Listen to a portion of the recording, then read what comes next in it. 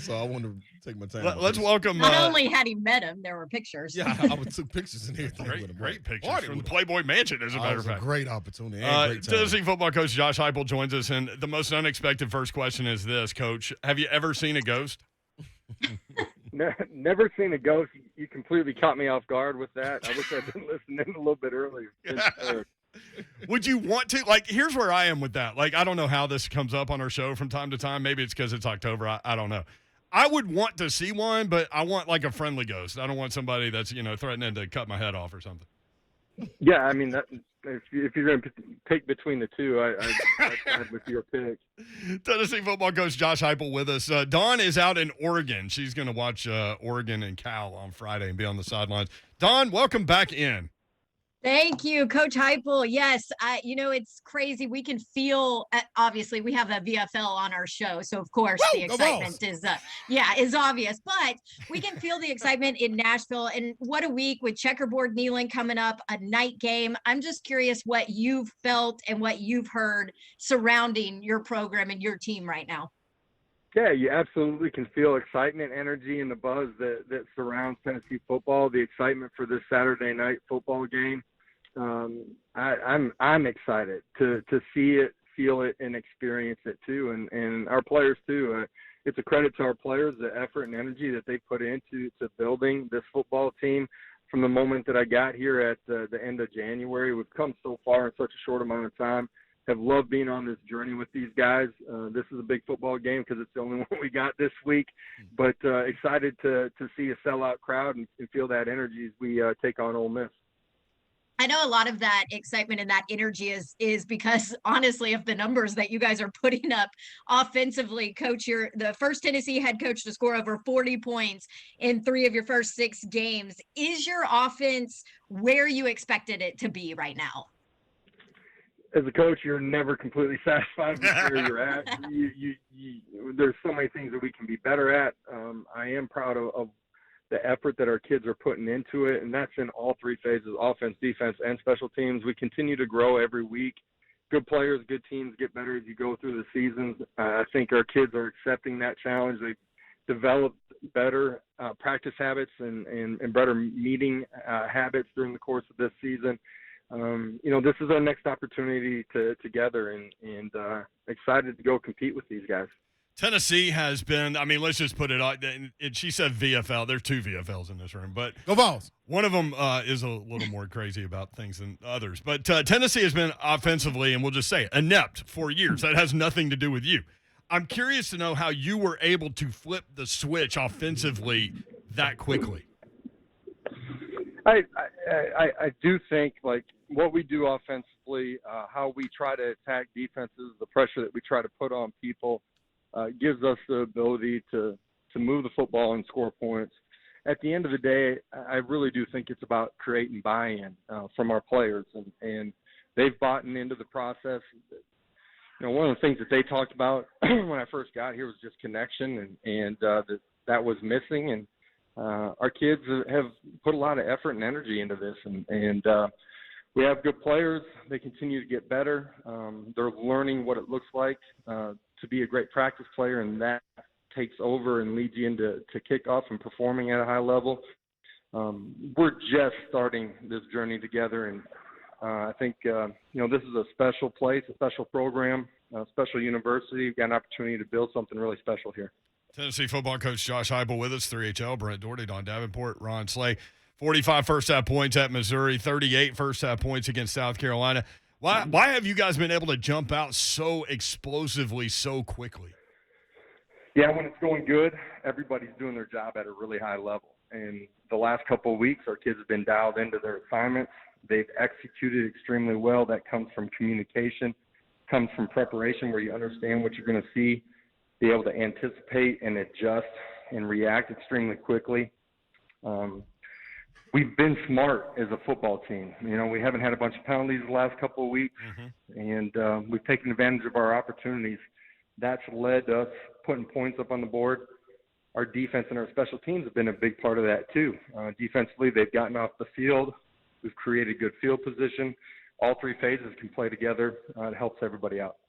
Coach Heupel, what's happening? What's happening? How you doing? I'm doing great. Slade's ready for the game. Can you tell? Oh, yeah. Oh, yeah. I'm just saying, Coach. Go Vols. Yeah, there it is. That's all I was looking for. So you fed the beast. Now, let me ask you this, Coach. Looking at you and Danny White, man, you guys are I see why he brought you in to hire you, man. You guys are yin and yang. You got one guy. You don't have to sell any wolf tickets, Coach. You don't have to do no hype and no hoorah or anything. You go as the day goes, and I just love it, man. And it's all about your demeanor. Now, why is that? Like, why you don't get out there? It's more of a watch me work. Watch what I put on the field. Watch me transfer this energy to the players and let them go prove it. And you don't have to do a lot of talking. I think that's true to just who I am. Okay. The ability for Danny and I to work together is real. Our 3 years together, the experiences we've had, good and bad, the ability to be completely open, transparent, honest, and real with each other, and know what the end goal is for both of us and what we're trying to accomplish, and believe in the path to get there, who the other person is a big part of why we're able to work together so well. I've been in this game long enough as a player at a really high level, as a coach for a long time now. To me, you got to be real. If you're not real, your players are going to see through it. They're never going to respond to you the way that you want them to. I think it's really important that there's consistency from me. If there's going to be consistency in our program and who we are every day and how we go about our business and preparing and competing, then I'd better be the same guy every single day. And when you build connection with people, you can be really real. And that means, man, we have a great outcome on a Saturday afternoon. Man, we point out the positives, we celebrate those, and we point out the things that still need to be corrected. When you don't have the result that you want, you're able to do those same things. You point out the positive and you point out the negative. And I think our kids have bought into the process really quickly, and they know exactly what they're getting from me, from our coaching staff every day that they walk in the building. That's why they've become way more consistent in who they are too.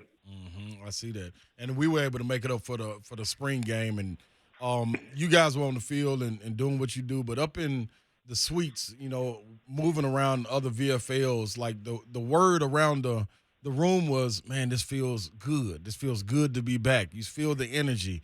They saw the energy then leading up to the energy last weekend with Al Wilson being honored and it being electric, to moving to this point right here. The energy and everything has grown all the way to this point. Is this the most exciting time that you've seen being on Rocky Top so far? Absolutely. I mean, we're going to have a sellout crowd. They want to checkerboard the stadium. Like, our players know that too. And I told them early in the week, you guys have built this. Like, in 8.5 months, you guys have built it to this. And for a brief moment, enjoy that. In ball walk, when you run out the tee, enjoy that. Our preparation is going to determine what happens during the 60 minutes of play. And that's what we've been impressing upon our kids once we get to kickoff. Wanting to do something is not going to let it happen. Your preparation is going to get you to where it can happen. And so our guys have had a great week of practice, 8 hours to kick off. We got to finish our preparation, but everybody's going to be ready to go compete Saturday night. Hey, Coach, you don't do no talking.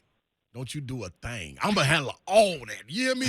I'm talking about, I'm going to put them in there, lock the door. I can appreciate that. Yeah. Don't you worry about it, Coach. I got it, baby. Tennessee football coach Josh Heupel with us on 3HL. Let's talk about the dark mode uniforms. You were talking about the relationship with Danny White, the AD. How did that decision come about? How did the players react? And will that be the last time we see alternate uniforms this season?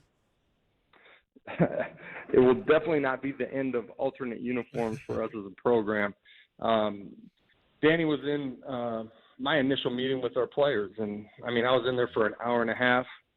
We talked about a lot of things that, they felt like were positive here and things that needed to be corrected too. They talked about, things that were important to them as far as traditions inside of Tennessee football. And our players love our uniforms. So don't get me wrong, but I think in today's world, they want to be able to have some fun with the great traditions that are here too. And man, if the players are into it and it's important in recruiting, I'm into it too. Like, the player experience matters. And there's non-negotiables in our program. There's some things that I'm going to let them have some ownership into, and that was one of them. Walked out of that meeting, and a month later started working on what we could get done for this season. Josh Heupel with us on 3HR. All right, let's talk about Ole Miss, Coach. Ole Miss rolling offensively. Also, they're averaging 46 points per game. What do you guys need to do to try to slow them down? Yeah, it starts with the line of scrimmage, their ability to run the football. And they got a great quarterback, but it starts with the run game. They allow their quarterback to be a part of it. They play 11 on 11. We got to do a great job of controlling him and dominating the line of scrimmage. You got to get him into third and longs. You got to do that early in a drive. If you let them get to the 50-yard line, they're playing with 4 downs. They're going to be super aggressive on 4th down. We got to do a great job in those money downs getting off the football field. You mentioned Matt Corral working well within Lane Kiffin's offense, completing almost 70% of his passes, right out 300 yards per game. He can run the football, 8 rushing touchdowns as well. Hasn't thrown an interception. What sticks out to you about him on tape? Smart, competitive, good decision maker, in complete command of what they're doing offensively, and highly competitive and accurate. You put those things together, you got a really dynamic special player back there, and we got to make him uncomfortable all night long on Saturday night. We got to get him bottled up while you're doing that. While you're pushing the pocket, man, you got to bottle him up, because if he gets outside, he can hurt you with his arm or his feet. Take us back to the opener. We haven't talked with you since then. I'm curious to know what you thought about your first ball walk, that first run through the tee, coaching for Tennessee and Neyland for the first time. What was all of that like? I'll tell you, he chill bumps. That's what he did, chill bumps. That's real. Said at its best right there. Bigger and better than I anticipated. Had been here as a competitor, had heard so many stories about the passion on game day here. There's nothing better. You're talking close to 40,000 people out at ball walk. Yeah. There's nothing in college football like running through the tee in front of all the fans here at Neyland Stadium, man. And you drive up along the river. There's nothing like coming from our hotel, driving along the river, seeing Vol Navy on your left, all of our fans on the right that are ready with anticipation for kickoff. And you walk down towards gate 21 during ball walk, man. The hair on the back of your neck is standing up for sure. Well, shoot, it's there's nothing like it. It's a dream come true. If there were 40,000 at that ball walk, get ready for like 60 on this one. Night game at Tennessee against a ranked opponent, and you're 4-2 and throwing the ball all over the field, and second best rush team in the SEC.